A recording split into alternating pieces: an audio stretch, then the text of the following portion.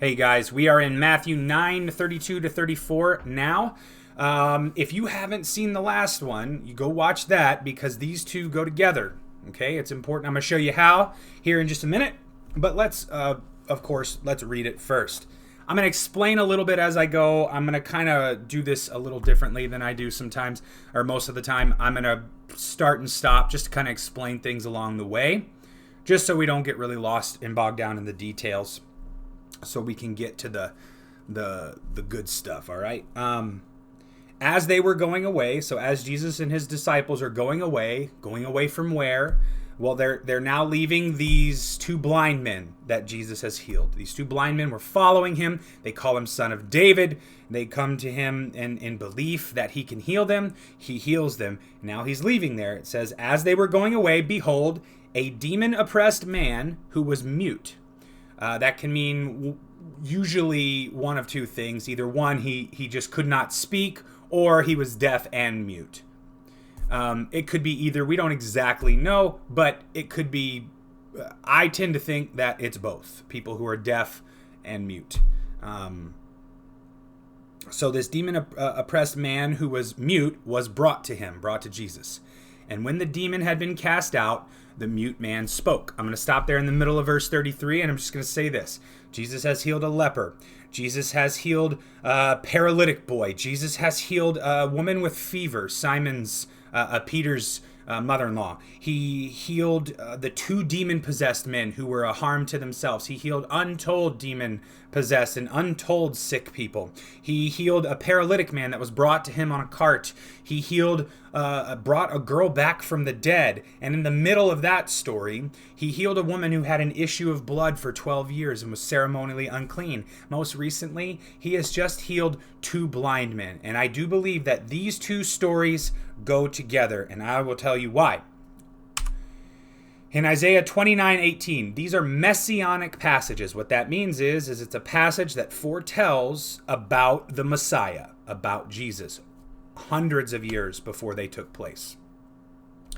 Isaiah 29:18 says, in that day the deaf shall hear the words of a book, and out of their gloom and darkness the eyes of the blind shall see. The deaf will hear, and the blind will see. Isaiah 35:5, then the eyes of the blind shall be open, and the ears of the deaf unstopped. I do believe that Matthew, as he wrote this, had this in mind. I believe that because later, when John the Baptist questions whether or not Jesus is the Messiah as he's in prison, Jesus quotes this verse to him, Isaiah 35:5, and says, basically, of course I'm the Messiah. These things are happening before your eyes, in your time. These works attest to who I am, Jesus is saying. So we see this. These two passages go together, and they're showing who Jesus is. The last, where the blind the blind men are healed by Jesus, they call him Son of David, which is a nod to his authority as king. He is the king of the Davidic line whose authority will last forever, not just for a season. Keep in mind, at this point in history, there hadn't been a man on the throne there hasn't been a man on the throne in Israel who was of the Davidic line for over 580 years at the time that Christ was here. Over 600 years at this point. And then we see here that this deaf-mute person begins to speak and begins to hear. I think these go together perfectly well for that reason. We see that Jesus has this authority not just because God has made him a man who can do miracles, but because he is God in the flesh, the Messiah here with us, God with us, Emmanuel. I think that's important. Now, continuing to read down through verse 33, what we're going to see is really what I think the important part of this passage is for us to note are the two responses that people have to Jesus when they see his miracles, when they see what he can do, when he attests to being the Messiah. We're going to see the two responses. And to continue on through verse 33, it says, and the crowds marveled, saying, never was anything like this seen in Israel. But the Pharisees said, He cast out demons by the prince of demons. There are two responses to Jesus. There are two responses to Jesus in the Bible, and there are two responses to Jesus in our time. The first response, what we see marked by the crowd, is awe. It says that they marveled. We haven't seen anything like this in Israel. Well, I wonder why. Maybe because Jesus is the long-awaited Messiah. And then we see the Pharisees say, nope, he is casting out demons by the prince of the demons. Now that word ire just means hatred or anger. Jesus stirred up their anger. Why? Out of some sort of jealousy, out of some sort of, they felt threatened by him in some way. Now, these two responses prevail today. I want you to know this too. At the beginning of Matthew's gospel, we see crowds of people following and supporting Jesus. But I want you to know that that's superficial. I know that because the same crowds of people at his triumphal entry who are singing Hosanna, Hosanna, are the same crowds of people who shout, crucify him, just a few short days later. Crowds of people are following Jesus because he benefits them, and we see that in our time today. People are benefited by Jesus. They grow up in a Christian home, and so they continue to do the religious type things that they do, and they'll even defend Jesus. They'll even say nice things about Jesus, but when their faith is tested, they fall away.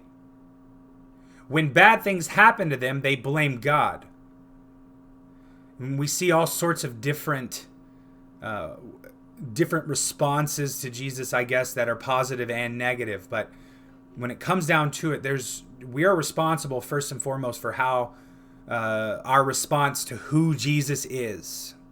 Who do you believe he is? Do you believe he's the Messiah? Do you believe he's God in the flesh? Do you believe that he is the only way to God? Do you believe that he died so that we could be reconnected to God? Or, like the Pharisees, do you not believe? Like the crowds shouting, crucify him, do you not believe? Jesus makes room for both groups of people to turn to him on the cross. He says, with his arms stretched and gasping for air, that it is finished. So he makes room for everyone to make the decision to trust him, to believe in him.